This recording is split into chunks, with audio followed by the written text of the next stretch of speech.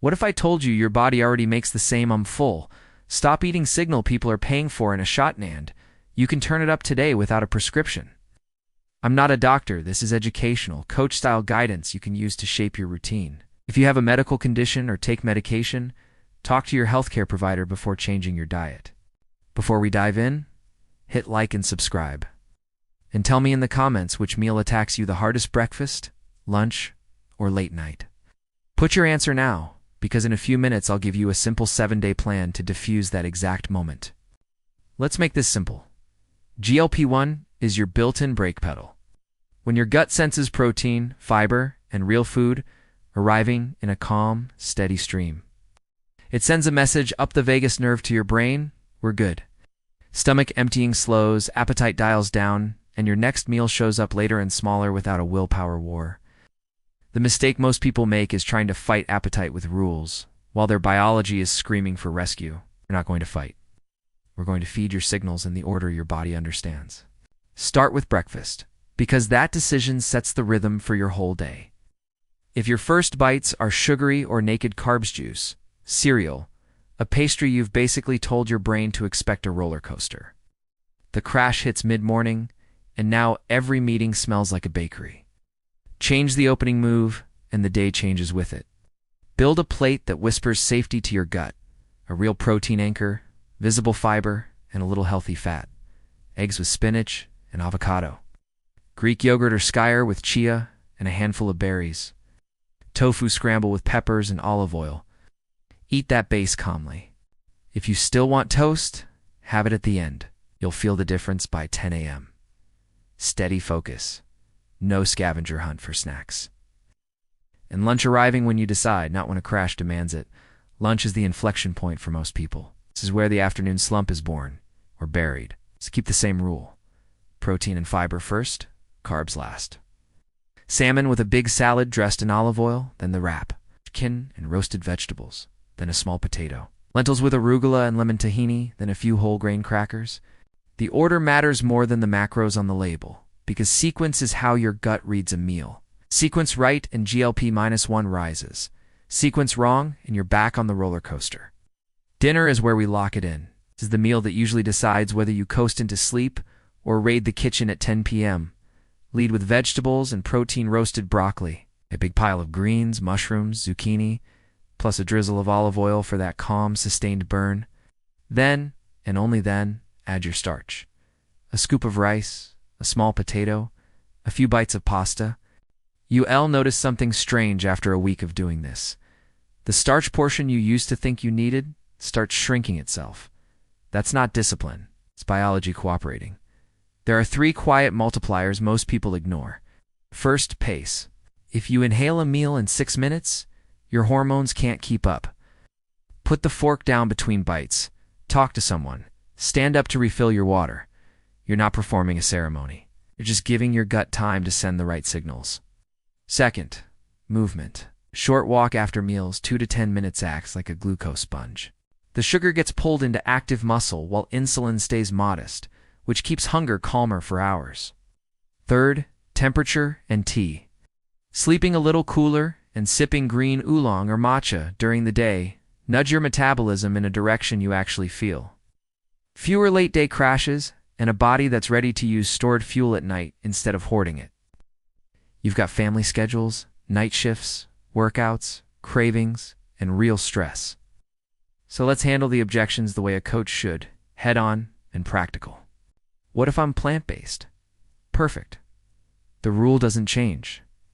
Your protein anchor is tofu, tempeh, seitan, or a thick soy or pea yogurt. Your fiber is legumes, leafy greens, and vegetables you can actually chew. Your fat is olive oil, avocado, tahini, nuts. Lead with those, then bring in your rice or bread at the end. Same sequence, same signal. What if I train early? Fuel matters, but you still don't need to lead with sugar. A small protein-forward mini-meal before training keeps you steady. After training, go protein and produce first, starch last.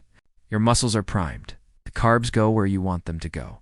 What if I only have 5 minutes for lunch, and 5 minutes decide your afternoon? Grab a supermarket rotisserie chicken or a tofu pack. Toss it with a bag salad and olive oil. Chew like a human. And if you still want the wrap, have a half. You just turned a crash into a glide with one sequence change. What if I'm the late night snacker? Give yourself a preemptive buffer. Eat a proper dinner with the sequence we just talked about, then take a short walk. If you still want something later, don't pour cereal. Have a few spoonfuls of Greek yogurt, a boiled egg, or a handful of walnuts. Those choices whisper we're safe to your gut. The craving passes. You go to bed without starting a new spike hand crash cycle at midnight. Let's turn this into a 7-day ramp so you feel it, not just hear it. Tonight, you're going to eat dinner with the simple rule: protein and fiber first, carbs last, take a short walk after, shut the kitchen, sleep a little cooler if you can open the window, drop the thermostat a notch. Tomorrow morning, you'll notice you're not starving in the way you expect. That's your first sign the signal is waking up.